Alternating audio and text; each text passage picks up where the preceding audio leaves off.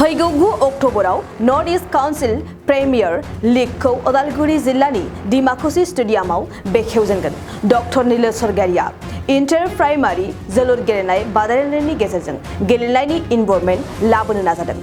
38 नं भैरबकुन्द ब्लक इउपिपिएलनि बानजायनायाव थांनाय 9 सेप्तेम्बरनिफ्राय जागायनानै इन्टार प्राइमारि जोलुर गेलेनाय बादायलायनायनि जोबथा बादायलायनाया मोजाङैनो जोबनानै थाङो। जोबथा बादायलायनाया आमजुलि बीसीडीसी आरो आदिबासी सेलनि गेजेराव जानानै थाङो आरो आमजुलि बीसीडीसीआ आदिबासी सेलनि हेंथायै 2-1 गलनि फारागथियाव देरहानानै चेम्पियननि बान्थाखौ मोननो हायो।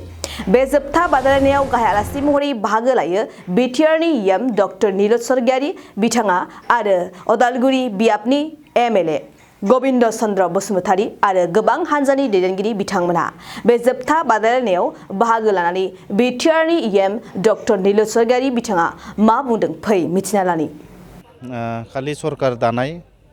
लामा दालां बानायनाय बेल'नो जोंनि थांखि नङा। जोंनि थांखिया जाबाय जोंनि ओनसोलाव जोङो लामा दालां जाम्फै बानायनायजों लोगोसेनो जोङो खेलानि मोनसे कालचार जोङो डेभेलप खालामनो थाखाय आरो बिटिआर ओनसोला मोनसे जोंनि गेलेनायनि मोनसे बिराद माने मोजां मोनसे अपरचुनिटि दङ नैबे ओनसोला आरो नैबे ओनसोलनिफ्राय मोजां प्लेयार ओंखारलांनानै स्टेट लेभेल नेशनेल लेभेलाव माने बाहागो लानो हानायनि मोनसे स्कप मोनसे खाबु दङ। बेखौ नोजोर बोनानै जोङो इउपिपिएल सेन्ट्रेल कमिटि इउथआ जोङो 40टा समस्थियावबो दा 40टा इन्टार प्राइमारि फुटबल लीग दा होनाया जागासिनो दङ। बबेबा ब्लकआवहा दा जोब्बाय आरो दा दिनै नैबे भैरबकुन्द ब्लकनिनो जोंहा दिनै फाइनाल खेल बे फाइनाल खेलाव आङो नुजाथिफैनो हादों आरो जों आसा खालामदों नैबे ओनसोलनिफ्रायबो मोजां टिम आरो मोजां प्लेयार जोङो सायख'नानै नेक्स्ट लेभेलसिम जों लांनो हागोन। जोंहा बे मोनसे जोंनि मिजिं आरो बेल' नङा जोङो जोंनि बिटिआर ओनसोलावनो मोनसे फुटबलनि मोनसे इनभाइरनमेन्ट जोङो क्रिएट खालामनो सेस्था खालामबाय थादों आरो बिनि थाखायनो जोङो फैगौ अक्ट'बरनि 9 तारिखआव जोंनि नर्थ इस्टआव थानाय जेसेबांखिनि काउन्सिलफोर दङ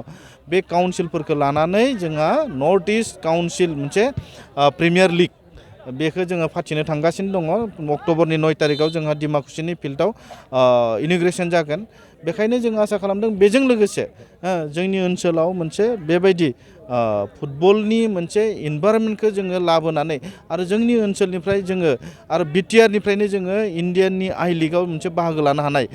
बे मोनसे जोंनि थांखि आरो इण्डियाननि आई लीगआव बाहागो लाखांनायनि उनावबो जोङो बिनि उनावनो जोङो आईएसएल जायखौ होनना बुङो Indian premier league football competition होयो बे आईएसएलआव मोनसे जों टिम बानायनो थाखाय जोङो थाग थियारि खालामबाय थादों आरो जोंनि बे मोनसे जोंनि मानिजाथाव प्रमद बर'नि मोनसे सिमां जोंनि बड'लेण्डनिफ्रायबो मोनसे आईएसएलआव मोनसे टिम थानांगौ होननानै बिथाङा मोनसे आसा खालामबाय थादों। बेखौ नोजोर बोनानै जोङो दिनै बेबायदि मोनसे फुटबल कम्पिटिसनखौ होबाय थानाय जादों। आसा खालामदों रायजो राजाफोरा बेहाय दोलो बोलो हेफाजाब होदों मदद होदों आरो जोंनि थांखिया बेनो माने बिटिसिआव मोनसे मोजां खौरां फोसावदों। बिटिसिनि इएम रनजित बसुमतारीया बुंदों जोंनि बिटिसि हालामाव मोनबा जिल्लाया दा सलार फेन्सिं मोननो थांगासिनो दङ होनना बुंदों। सार बेनि सायाव मा बुंनो सानो? मोजां खोथा बेयो नोंथांमोना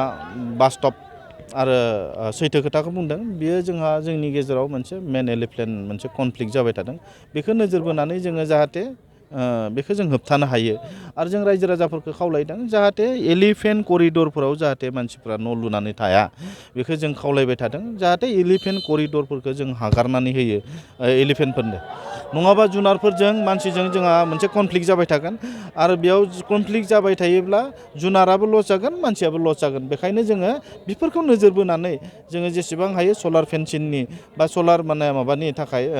इलेक्ट्रिकेल बे माबाखौ होनो थाग थियारि जादों। बे मोनसे जोंनि बिटिआर सरकारनि मोनसे नाजानाय आरो बे नाजानाया साननैसोनि उनावनो जों मोगथां महराव नुनो मोनगोन। क'क्राझार सिआइटिआव निट आनजाद होग्रा बिथांमोननि थाखाय जायगानि एसे बियो नोंथांमोना निउसआव आंबो बारा मोजां नायाखै नुदोंल' एसेल' नुदों। बेफोरो माने जोंहा डाइरेक्टर दङ डाइरेक्टरा अलरेडि बिनि सायाव मोनसे क्लेरिफिकेसन होदों। गतिके बिनि थाखाय मोनसे बेबस्था खालामनाय जाबाय होननानै बिथाङा क्लियारिफिकेसन होनाय जादों गतिके बियो समस्या गैला आंनि नोजोराव आंनि नुनायाव बे समस्याया जोबनानै थांबाय बिटिसिआवहाय 400 लांदां दं होनना बुंदों बिटिसिनि इएम रनजित बसुमतारिया आरो बे बुंदों बेजों जोंहा थोआ मानो होनबा जोंनि आसामाव जोंनि बिटिसिआव दायो बेटलेननि गोनांथि दङ ओंखायनो जोंनो बे पस्टखौ थोआ होनना आसाम सरकारा दाबि खालामदों दायो आसामनि दिनै आसामनि चिफ मिनिस्टार मानजाथाव हिमन्त बिश्व शर्माया दिनै फोसावदों जे जोंहा माबायाव फरेस्टआव बिथाङा माने ओरैबायदि मोनसे 12,000निबो बारा 12,000निबो बारा माने मा ओंखारगोन साख्रि ओंखारगोन होनना बुंदों दिनै बिथाङा दिनै जि एपइन्टमेन्ट लेटार राननाय बे एपइन्टमेन्ट लेटार राननाय बिथांनि भाषणखौ नोंथांमोना खोनासङोबा मिथिगोन जे जोंहा 12,000निख्रुइबो बांसिन जोंहा फरेस्ट गार्डनि मोनसे एडभार्टाइज जानो थांगासिनो दङ गतिके बे एडभार्टाइजआव जोंहा जोंनि बिटिसिआबो मोननो थांगासिनो दङ गतिके जों आसा खालामनो जोंनि नैबे ओनसोलाव माने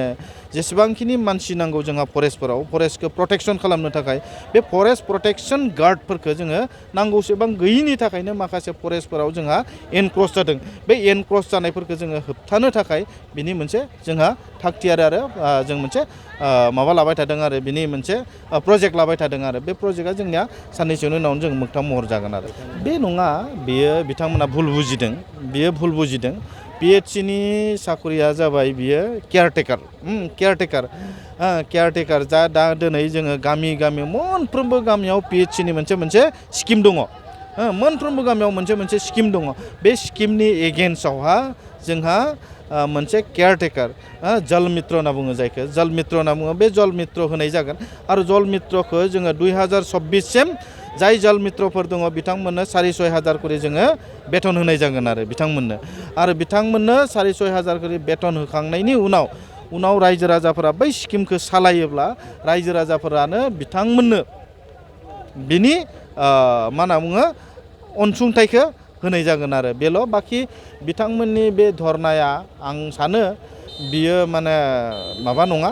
बैध नङा अबैध भाबै बिथांमोना धरना होदों आरो बियो बिथांमोना बुजिनायाव भुल जादों माने শ্ৰদ্ধাৰ কোকৰাঝাৰবাসী জনগণ ইয়াৰ দ্বাৰা কোকৰাঝাৰ পৌৰসভাৰ অন্তৰ্গত অঞ্চলত বসবাস কৰা জনগণলৈ এটা জৰুৰী ঘোষণা আগবঢ়োৱা হৈছে